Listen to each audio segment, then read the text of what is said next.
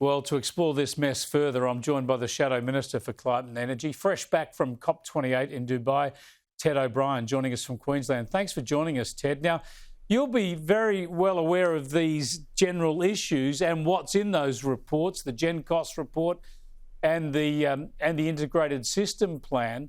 But you must be concerned about what Aidan Morrison has uncovered here. He's really, as a data scientist, done a deep dive on this stuff. He's put some of it out there on YouTube. He's going to continue the work with the Centre for Independent Studies. But it suggests that these reports that the government relies on so heavily are really not worth the paper they're printed on. Good evening, Chris. And what's sadder still is I think he is right. And it exposes the lie that is at the heart of Labor's policy, because Labor's policy is the ISP effectively.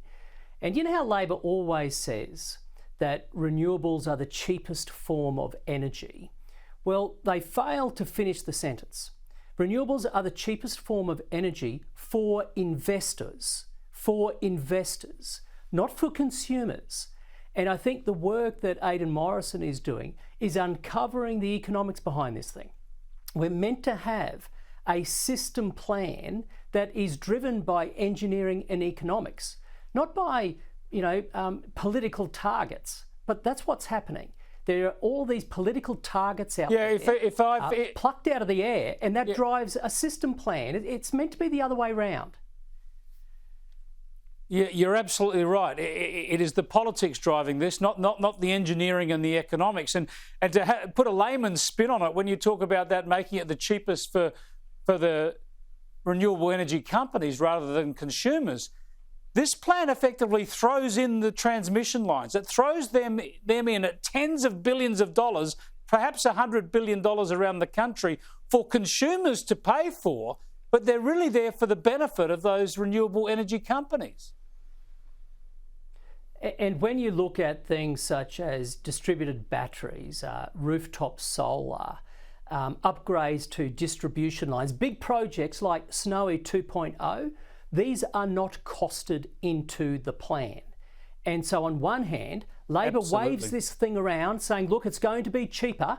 But at the end of the day, we all know, because we're the ones who pay our bills at home, bills keep going up, and there's a reason behind it, and it's because Labor is waving this thing around, knowing full well it does not account for the costs that Australians have to pay, Chris. Yeah, and Lord knows what's going to happen to energy security, reliability this summer and next summer. We've already had problems so early in this summer. Adi Patterson is another terrific expert that I've interviewed many times. He used to run Australia's nuclear energy organisation. He's the former CEO of that. He's a nuclear scientist, an engineer, a nuclear engineer.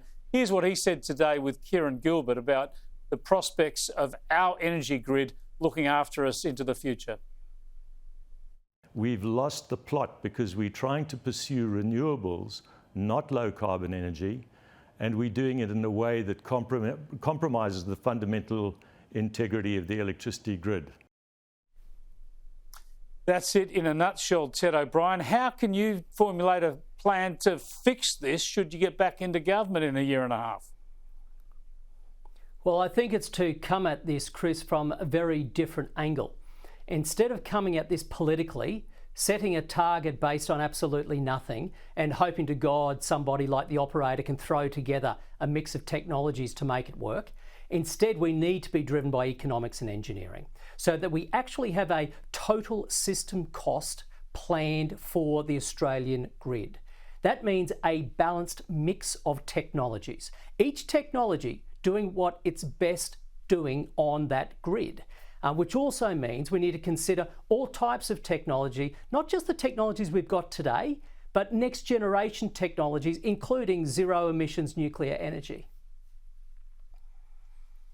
Just finally and quickly, Ted, does that mean that if you were to come into government, you would order the CSIRO and AEMO to reformulate, recalculate, redo the Gen Cost report and the Integrated System Plan with all costs and all options on the table?